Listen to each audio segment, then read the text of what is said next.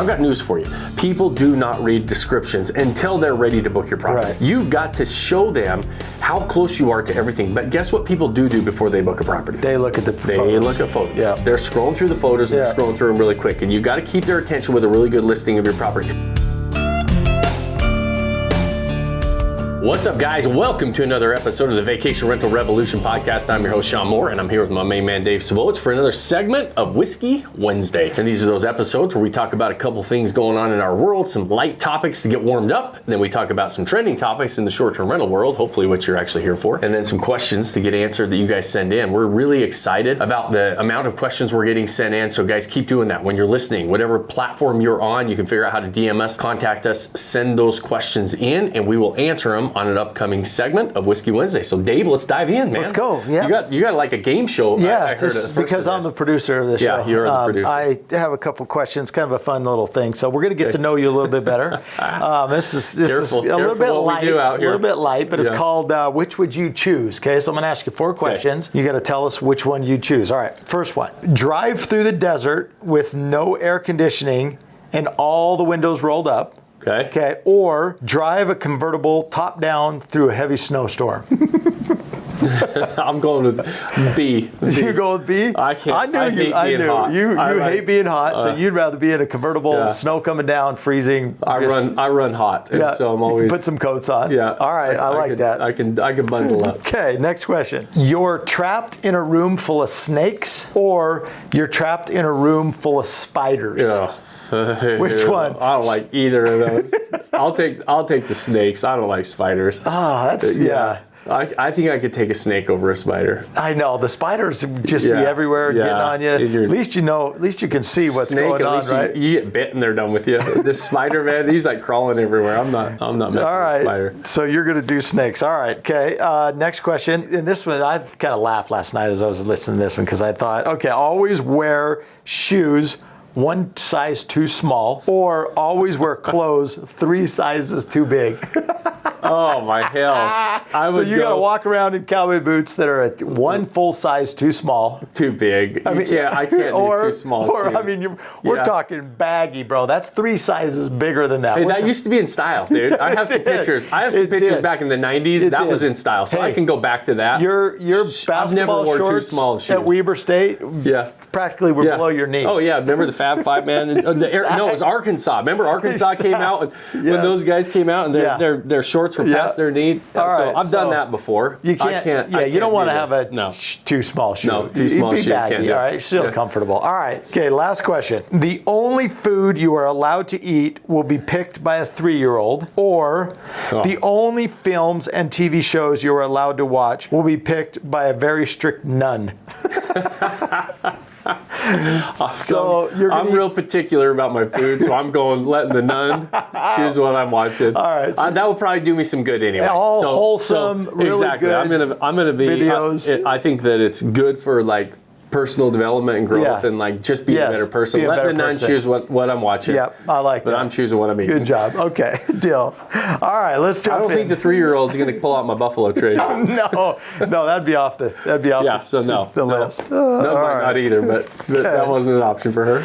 All right, so let's talk about a trending topic. One thing that I've seen in the news lately and actually kind of experienced it is I have been looking for a hotel or somewhere when I'm traveling is the hospitality market itself, meaning Marriott hotels, Hilton, Hyatt, those guys, they're getting into the short-term rental game. They offer short-term rental, homes for rent, vacation places, which I think is interesting, but also that's a huge positive for the short-term rental market. I mean, they understand the importance of short-term rental, that it's not going away, and they're getting in the game. And this has been something they've been trying to get in the game for the last 2 or 3 years. Originally, when Marriott Homes and Villas came into the game, they were trying to buy properties. They're not set up to own the properties, right? They found out that was kind of an epic fail. They lost a lot of money buying these properties, trying to do it. So now what they've done, and which I think is really smart, is a lot of these big hotel chains Hilton, Marriott, and you'll see a lot more of them coming out. They're becoming marketplaces like Airbnb. And what's really interesting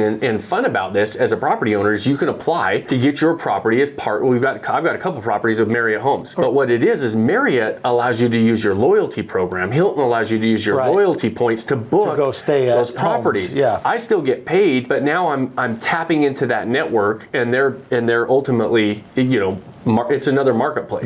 Now it's growing. It's kind of in its, I wouldn't say infant stages. They've been doing it for a couple of years, and they've been working out the kinks, especially Marriott Homes and Villas. They've been doing it the longest, and they're getting some traction on the model of being a marketplace and allowing us as homeowners to be a part of that. Now they have some specific items that in checklist items. You got to make sure the T's are crossed, the I's are dotted, the property fits their their quality standards, and they have to be professionally managed and everything else. I mean, everything has to be top notch, because when you're doing that now, they're realizing, hey, short-term rentals are here to stay. It's a preferred accommodation. That's the thing that I really like is they're here to stay. This market's here. Everybody wants a piece of it, and they want to get involved in it. So, and here's the interesting thing, that originally when this conversation, when short-term rentals really started taking off, 18, 19, they started to see this big trajectory, and hotels were starting to notice back then. That's when Marriott Homes and Villas was saying, hey, I think we should start building out and not ignore the short-term rental market.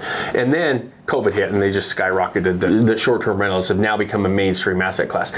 Short-term rentals are never going to replace hotels, and hotels are never going to replace short-term rentals. They're completely different. It's hospitality. They serve different purposes. There are times when people will want a hotel makes more sense, and there are times when a short-term rental makes more sense. And so what these big hospitality companies are looking at and saying, holy crap, we're in the hospitality game. We understand hospitality better than most mom and pop operators in their mind, right?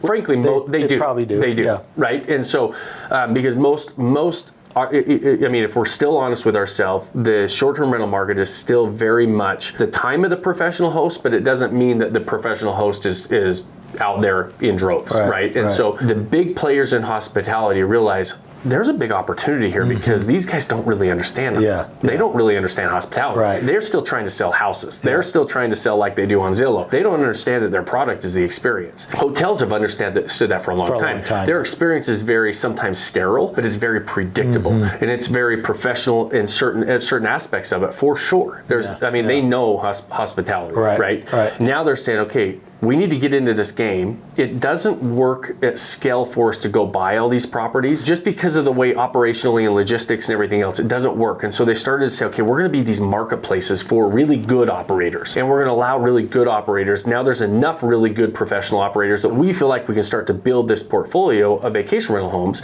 and they've done so, and they're going to continue to do so, allow their customers in their loyalty points programs and everything else to be able to use their points to book our properties.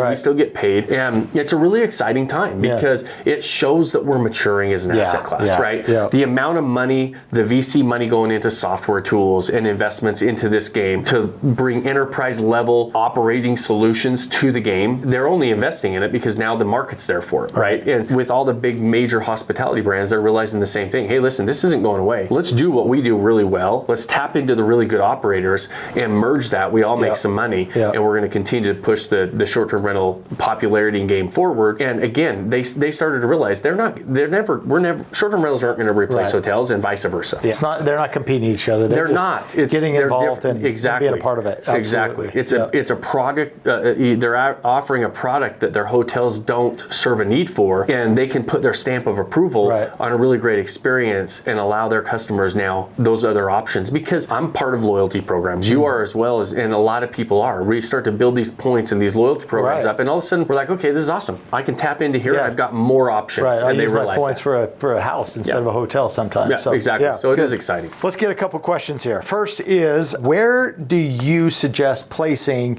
local attraction photos in your listing? So we always support and promote, hey, make sure that you have some local attraction photos within your listing and within your photos, because, hey, if I'm not familiar with the area, I want to know where the local pizza joint is, or where an amusement park is, or a great restaurant, or parks and recreation, shopping, things like that. Where do you place those within your list? It's a great question. And should you place them? Right? The biggest question, too. Like, there's so few listings that actually do this. I mean, if you're listening to this, then it's something that you could do today. Like this afternoon, you could have that done on your listing, and you will set yourself apart immediately. One, the biggest mistake that we make as hosts is we think that when somebody is coming to our area, that they know everything about the area. And we think, well, they're coming here, so they're coming here for a reason. They must know the area. They don't. I'm telling you, they don't. And then we think, well, in case they don't, I'm going to tell them in my description that I'm 2 miles away from the beach, or I'm 3 miles away from the amusement park. I'm this far away from, wherever else, the pools or whatever they're coming to do, the golf courses, the hiking, the national parks, all these profit drivers, all these things that they're doing, the restaurants, like you mentioned, shopping. Those are big deals when you're on vacation, when you're coming in somewhere, to know where that stuff is. And so we think, well, I'm just going to put it in the description. Well, I've got news for you. People do not read descriptions until they're ready to book your property. You've got to show them how close you are to everything. But guess what people do before they book a property? They look at the photos. They look at photos. They're scrolling through the photos, and they're scrolling through them really quick. And you've got to keep their attention with a really good listing of your property. And so it depends. 90% of the time, I suggest at the end of the listing. You're going to show the property, you're going to show the experience in your property, you're going to bring that, then you're going to bring that experience outside the property and show the local attractions. I'm going to show my favorite restaurants, I'm going to show the bars, I'm going to show the hikes that I like to go to, I'm going to show the national park entrance, and I'm going to put on the photo, when they're looking at the photo, I'm not just showing the national park photo, or I'm not just showing the restaurant, I'm showing the restaurant, and it says right on the photo, we go into Canva, it's super easy to do. We're going to say 3 minutes away. Or I show the beach and I say 1 minute walk. Whatever the proximity is to those things, I'm going to show them how far it is. And there are things that I know they're coming in for. Ski hills, whatever it is that you're going to do, you're say 20 minutes from the ski hill, or ski in, ski out, whatever. Put that on the photo. What that does is it allows somebody to quickly scroll through and then look and say, okay, part of this experience is enjoying the area. You're selling an experience. Like we said before, you're not selling the property, so you can't stop at just the property. Your property can be part of the experience. Your property should be set up to deliver a great experience for a target audience, but a major part of that experience is the area, the local attractions, the proximity to things.